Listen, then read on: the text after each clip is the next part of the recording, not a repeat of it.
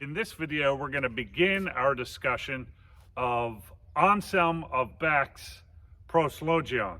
The way that he begins the Proslogion in chapter 1 is with a rousing of the mind to the contemplation of God. So I'm going to read the first paragraph from chapter 1, kind of wake you up, try to get you, along with Anselm, into the spirit of what he's trying to do in this work. Come now, insignificant mortal, leave behind your concerns for a little while, and retreat for a short time from your restless thoughts. Cast off your burdens and cares, set aside your labor and toil, just for a little while. Make room for God, and rest a while in Him. Enter into the chamber of your mind, shut out everything but God and whatever helps you to seek Him, and seek Him behind closed doors. Speak now, my whole heart, say to God, I seek your face, Lord, do I seek. Anselm's Proslogion concerns three main topics. The first is Anselm's Proslogion argument for the existence of God and some famous objections to the argument. So the argument is often called the ontological argument as well. The second is Anselm's account of the divine attributes or God's nature, and we're going to pay special attention to three divine attributes, namely spatial omnipresence, temporal omnipresence, and simplicity. And the third main topic is some incompatibility problems concerning Anselm's account of the divine attributes and his solution to the problem. So he's going to say things like God is just, that's to say he gives people what they deserve, and he's also going to say that God is merciful. So an incompatibility problem would be a problem such, well, how can God both be just and merciful? Because if you're just, it seems that you give someone what they deserve in terms of a punishment. And if you're merciful, it seems you spare them some type of punishment. You forgive them. So how could God both give people what they deserve and yet spare people punishment, right? So we'll consider problems such as that and his solution to those problems. Now, central to all these topics really is Anselm's account or a definition of God, which runs as follows. He says, God is that than which a greater being cannot be thought. I'll abbreviate that as TTW as we go through the video. So from this definition, Anselm is going to attempt to show two things. Number one, that God exists. That's going to be our first topic. And number two, it's going to try to tell us things about God's nature. So, given the centrality of this account of God, let's think for a second about what it entails. And you should think for yourself about this as well. But I'll say for now, it seems to entail the following: that for anything that you can think of, if you can think of something greater, then that first thing cannot be God, right? Or for anything that can be thought of, if something can be thought to be greater, then that first thing thought of is not God. The other thing, which more straightforwardly it seems to imply, is that if there is something than which nothing greater can be thought, then that thing is God, right? So from this definition, Anselm's going to attempt to show two things. The first is that God exists, and the second, he's going to derive a bunch of claims about what God is like, or about God's nature. So let's have a look now about the first thing, namely the argument he derives for the existence of God from this definition of God. So the first thing I want to say about the ontological argument or the Proslogian argument for God is there are a bunch of different ways one might reconstruct this and put it into a nice premise and conclusion form. You could look on the internet and I bet you could find hundreds of different ways you could interpret the argument. So there's different ways to reconstruct it. I'm going to give you what I take to be 2, which I take to capture what's going on in the text. I'm going to give you a longer version and then a simplified version. So let's start with the longer version. Okay, so the longer version contains a main argument with 3 premises and a conclusion, and then an argument for the second premise and an argument for the third premise. So let's have a read through the argument. The main argument. Premise 1. This is Anselm's definition of God. God is that than which a greater being cannot be thought, which, as I said, I'm going to abbreviate as TTW. Premise 2. TTW exists in the understanding. Premise 3. TTW exists in reality. The conclusion in 4. Thus, God exists both in the understanding and in reality. So, Anselm doesn't give an argument for premise 1. He takes this to be the definition of God, right? So there's no argument for it. He does, however, give an argument for premise 2, which again is the claim that TTW exists in the understanding. So let's have a look at the argument for 2. 2a, TTW is understandable.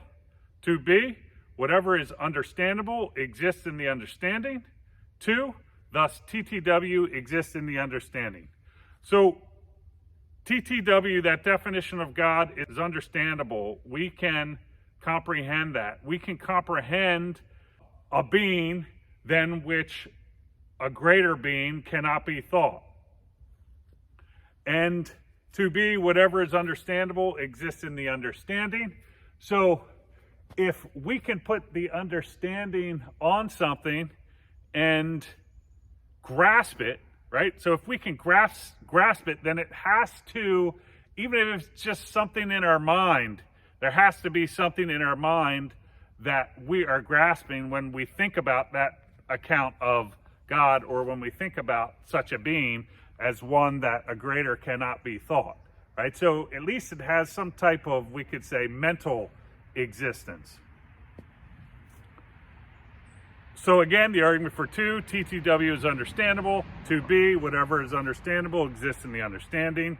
2, thus TTW exists in the understanding. Now, let's look at the argument for 3. TTW exists in reality. Why think that than which a greater being cannot be thought exists also in reality? Well, here's the argument. 3a, a being that exists both in the understanding and reality is greater than one that exists in the understanding alone. So if you have some type of being that only has existence in the mind, that wouldn't be as great as a being that had existence in the mind and also in reality. 3b, thus, if TTW exists only in the understanding, then TTW is not TTW. But this is a contradiction. This is an absurdity. Something cannot not be itself. Thus, it follows that TTW exists in reality as well, as expressed in 3.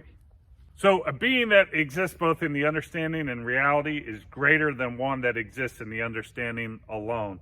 So imagine 2 beings. One had existence in the understanding and the other had existence in the understanding and reality. Which would be the greater one? The one that had existence both in the understanding and in reality. Thus, if God, or that than which a greater being cannot be thought, exists only in the understanding, then that than which a greater cannot be thought is not that than which a greater cannot be thought, right? Because that than which a greater cannot be thought would not have existence limited to the understanding, right? But so then taking TTW to exist only in the understanding and not also in reality leads to an absurdity or a contradiction. Thus, we have to take it that TTW exists in reality as well. This is the longer version of Anselm's argument in the Proslogion for God. Again, it's also called the ontological argument.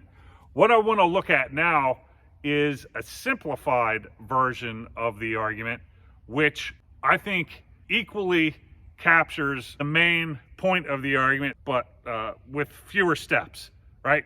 What we really want is an argument that God exists in reality, right? Not just in our minds. So I'll simplify it down to a version of the argument like that. So let's have a discussion now of a simplified version of the ontological argument. I think we can put it more simply and get to the main point that we want to know about God. It was, whether he has some real existence, we'd say, in reality, as opposed to just existence in our mind or something like that. So the simplified version of Anselm's argument for God runs as follows. Premise 1, a being that exists in reality is greater than one that doesn't. Premise 2, thus, if God does not exist in reality, God is not TTW, or God is not that than which a greater being cannot be conceived. 3, but God is that than which a greater being cannot be conceived. By definition, that's how we define God. What is God? God is that than which a greater being cannot be thought, cannot be conceived. 4, thus God exists in reality. So again, a being that exists in reality is greater than one that doesn't, premise 1. Premise 2, thus if God does not exist in reality, God is not TTW. 3, but God is TTW. That's the definition of God. He is that than which a greater being cannot be thought. 4, thus God exists in reality. I want you to think about both of these arguments on your own, both the longer version and the simplified version. Read through them on your own, think about what the claims mean, and whether or not they convince you. Another question we could ask is there any significant difference between the simplified version and the longer version that I gave you? Is there anything such that, for example, you wouldn't want to attribute the simplified version to Anselm because it has some fatal flaw in it that the longer version doesn't, right? So read through the arguments on your own. You should read the book. You should re-listen to the lecture, pause it with a picture of the argument on the screen, read through it yourself, think about it, and then think about if you don't find it convincing, why not? What puzzled you? Do you take the reasoning to be illogical or invalid? Or do you think that there is some false claim that's made in the argument, or perhaps both problems? If you have any thoughts on this, I'd like to see it in the comments below. So in this video, we looked at Anselm's account of God. We saw that he argues for the existence of God on the basis of that definition or account of God. And we looked at 2 ways to understand or reconstruct the argument for God that he gives. A longer version and a simplified version. In the next video, what we're going to do is look at one of the most famous objections to this argument from a brother monk of Anselm, whose name was Ganillo. So we're going to call it the perfect island objection. That's what we're going to look at in the next video. I'll see you in the next video. Dr. K out.